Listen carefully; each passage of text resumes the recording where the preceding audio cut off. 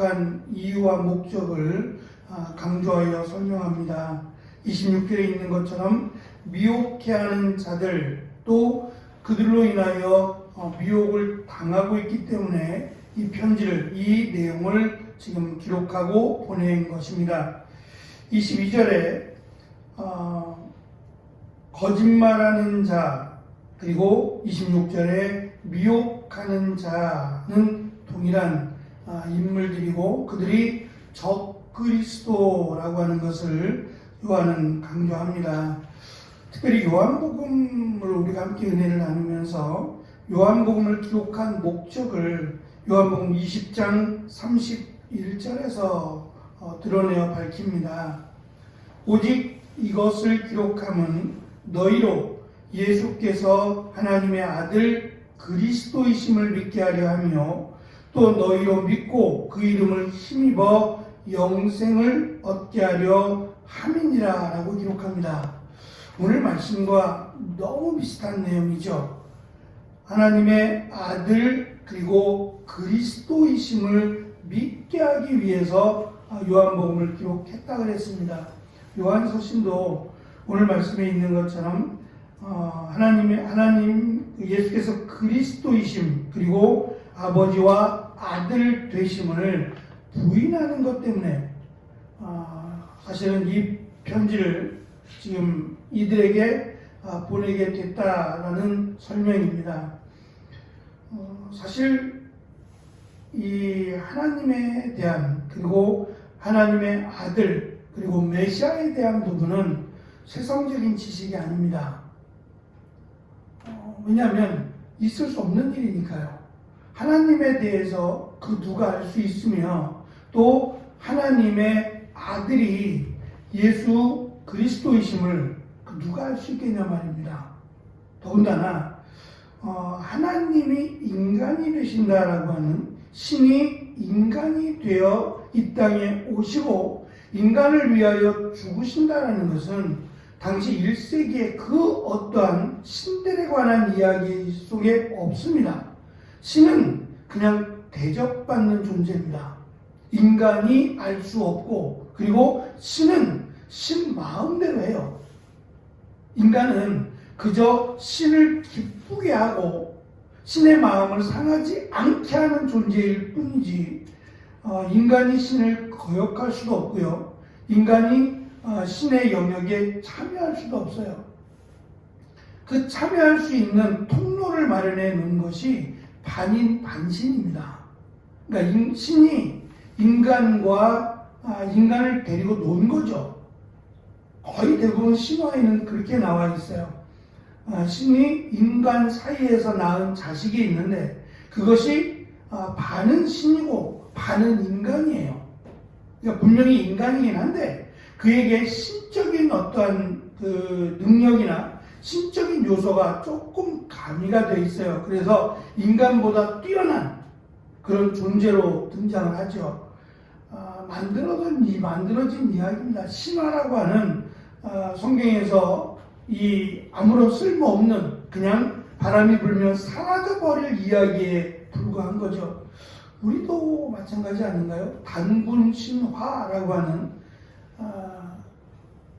어떻게 그게 존재하겠어요? 말을 먹고 어떻게 사람이 되고 그 신과 사이에서 태어난 인간 이거 다 만들어낸 이야기입니다. 불가능한 이야기고 그냥 허구적인 이야기일 뿐입니다.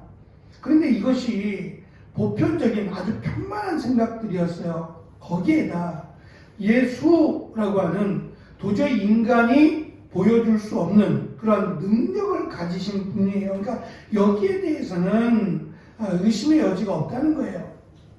예수님이 행하신 귀신을 쫓아내고 병든 자를 고치고 하는 일들은 이러한 그 초능력적인 이러한 능력은 인간이 가질 수 없어요. 그러니까 결국 예수님은 하나님의 능력을 받은 자라고 하는 것이고 그 가운데 하나님과 마리아가 존재한다는 거예요.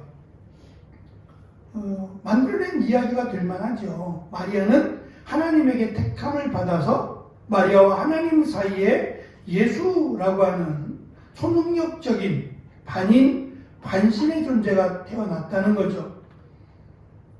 얼마든지 꾸며낼 수 있는 이야기들입니다. 그렇게 보면 앞에서 어제 말씀드린 것처럼 하나님의 지식을 알 수 없어요. 이것은 절대적인 것이고 하나님만이 가진 지식입니다. 그러니까 이 지식은 인간이 만들어낼 수도 없고 인간이 알 수 있는 지식도 없어요. 그러니까 오직 하나님 그리고 예수님에게만 있는 존재하는 내용이라는 겁니다. 그러니까 이것을 가르치기 위해서 요한복음을 기록했고 이것을 가르치기 위해서 사실은 요한 서신을 기록한 겁니다. 말씀을 준비하면서 요한을 비롯한 다른 12사도라고 예수님과 함께 공생애를 같이 했던 제자들에게 가장 큰 문제는 예수님이 계속해서 어찌하여 깨닫지 못하느냐라고 제자들을 책망하시기도 하고 제자들을 가르치신 가장 중요한 것이 뭐냐면 예수님이 누구냐라는 거예요. 처음에 제자들은 예수님을 랍비로 따랐어요. 선생님이여 라고 하며 예수님을 랍비로 따랐다가 예수님을 선지자로 믿습니다. 그리고 나중에 가서 예수님을 메시아로 믿는 거예요. 만약에 예수님을 메시아로 믿었다면 정말 그들이 기다리던 메시아를 믿었다면 예수님이 십자가에 달린다고 했을 때에도 거절하지 않았을 거예요. 왜냐? 메시아니까요.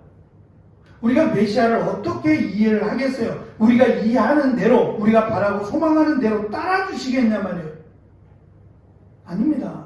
하나님의 은혜를 베푸신 거고 또 하나님이 우리가 원하는 대로 들어주신 것뿐이지 결국 이 역사는 하나님의 역사입니다. 우리가 이해하든지 이해하지 못하든지 간에 하여튼 하나님의 역사 안에 우리가 사는 겁니다. 우리 것이 아니라 원래가 하나님 것이었어요. 그 하나님 것 안에 우리가 살아가며 우리가 바라고 소망하고 기도하는 것뿐입니다. 응답은 하나님이 하시는 거예요. 근데 성경은 하나님은 들으신다라고 분명히 말씀하시죠. 응답을 하시든 응답을 안 하시든지 간에 하나님이 들으신다. 결국 응답을 안 하셔도 응답이요. 응답을 하셔도 응답이라는 얘기죠. 그 전능하신 하나님을 믿는다면 그 하나님이 메시아로 예수님을 이 땅에 보내셨고 그 예수님이 하나님이시다라고 하는 것이 제자들이 믿어야 될 가장 큰 숙제였어요. 요한도 다른 제자들도 마찬가지입니다. 베드로도 마찬가지고 그것을 믿기까지 3년이라는 공생애 동안 수많은 기적과 수많은 말씀을 하셨음에도 불구하고 사실 제자들은 믿지 못했습니다. 예수님이 메시아고 예수님이 하나님이시라는 사실을 믿을 수가 없었죠. 인간의 지식으로는 믿을 수 없는 겁니다. 그래서 요한은 평생 그가 예수님을 믿고 예수님을 메시아로 믿는 그 이후에 평생토록 전한 것은 바울도 마찬가지겠고 베드로도 마찬가지일 겁니다. 예수님이 하나님이시라는 사실 그리고 예수님이 메시아로 이 땅에 오셨다고 하는 삼위일체에 관한 부분을 강조하며 전했던 겁니다. 그것이 인간의 지식으로는 이해가 안 됩니다. 오직 하나님에게 그리고 예수님에게만 존재하는 진리이기 때문이에요. 중요한 것은 오늘 말씀에도 있는 것처럼 이것을 하나 더 아느냐 모르느냐의 문제가 아니라는 거예요. 26절에서 강조한 것처럼 이것이 우리에게 약속하신 약속이자 영생입니다. 그러니까 이것을 믿지 않으면 영생이 없다는 거죠. 아는 것이 영생이 아니라 이것을 믿는 것이 영생이라고 하는 부분에서 이것을 믿는 것을 지금 너희가 이것을 믿었기에 라고 하며 어제 이 말씀을 받는 이들을 칭찬하기로 했습니다. 단순히 보편적인 지식 가운데 또는 특별한 지식 가운데 하나를 더 아는 것이 아니라 믿는 겁니다. 이 아는 것과 믿는 것은 좀 종이 한 장 차일 수도 있지만 우리가 안다 그래서 모든 것을 믿는 건 아닙니다. 그냥 알고 끝나는 일도 있을 수 있어요. 그러나 이것을 믿으면 달라집니다. 이것을 믿으면 우리의 삶이 또는 우리의 삶의 방향이나 우리의 삶의 모습이 다 달라지게 돼 있죠. 지금 요한은 그 달라진 삶의 주인공이에요. 자기가 어떻게 변화가 됐고 자신이 이 나이에, 이 많은 나이에 지금 하나님께서 자신을 세우시고 자신을 사용하신다는 것도 요한은 분명히 알고 확신합니다. 그것에 대해서 요한은 감사하고 있고 또 그 영생의 진리를 가르쳐 주시고 또 믿게 하신 그 은혜를 요한은 이 요한서신을 통해서 얼마든지 하나님을 찬양합니다. 지금 이들이 요한이 강조하는 예수님이 메시아고 예수님이 하나님의 아들이심을 너희들이 믿었다고 이야기를 합니다.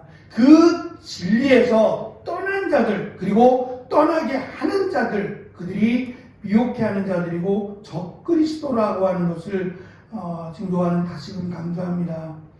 이 그리스도라고 하는 이 단어가 사실은 요한복음이나 요한서신을 해석하는데 가장 중요한 키워드가 된다라고 이야기들 합니다.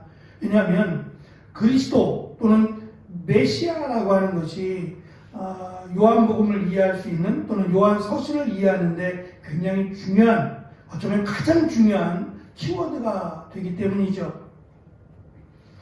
요한복음에서 요한은 이 그리스도에 대해서 메시아에 대해서 유대인들의 생각을 아주 간단하게 적습니다. 그것은 메시아는 영원히 죽지 않는다라고 하는 유대인들의 생각을 이렇게 대변하죠.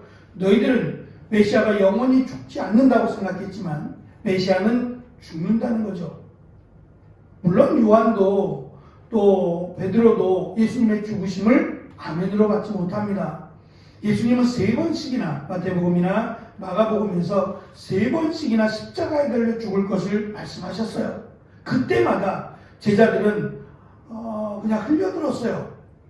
그리고 절대 이루어져서는 안 되는, 절대 메시아는 죽어서는 안 되는 것으로 생각을 했고, 심지어는 베드로가 예수님의 죽으심을 막으려고까지 했습니다. 그래서 예수님은 베드로에게 사탄이라고까지 말씀하셨어요.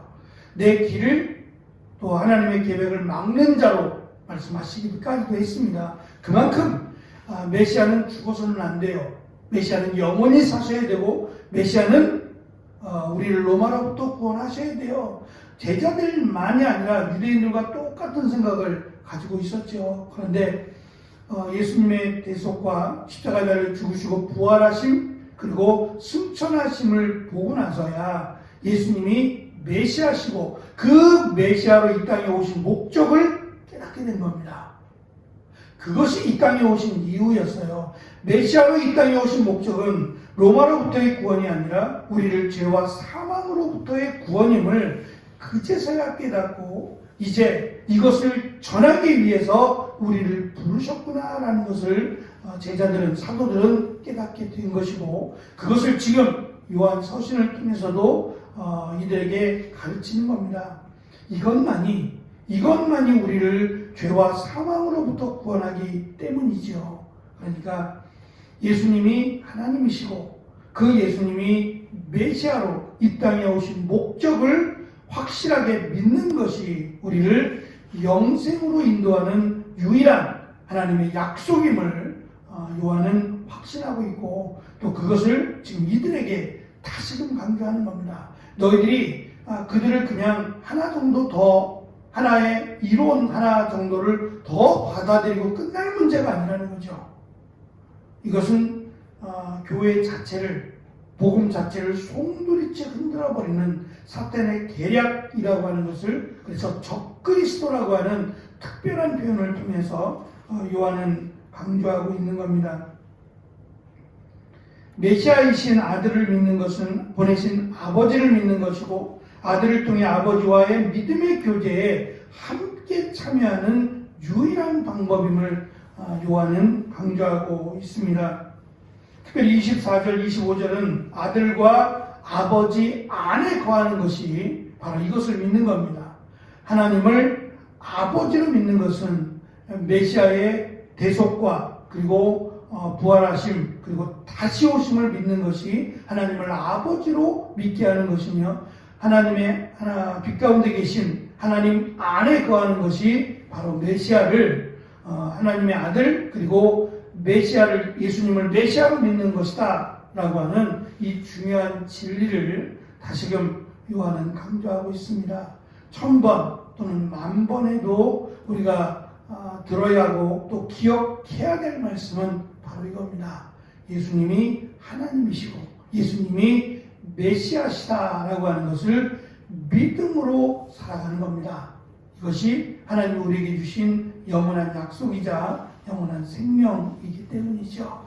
이 은혜를 받은 자로 2월 마지막 날 한 달도 잘 마무리하시고 또 은혜 가운데 기쁨으로 살아가는 귀한 하루가 되시기를 축원합니다. 기도하겠습니다.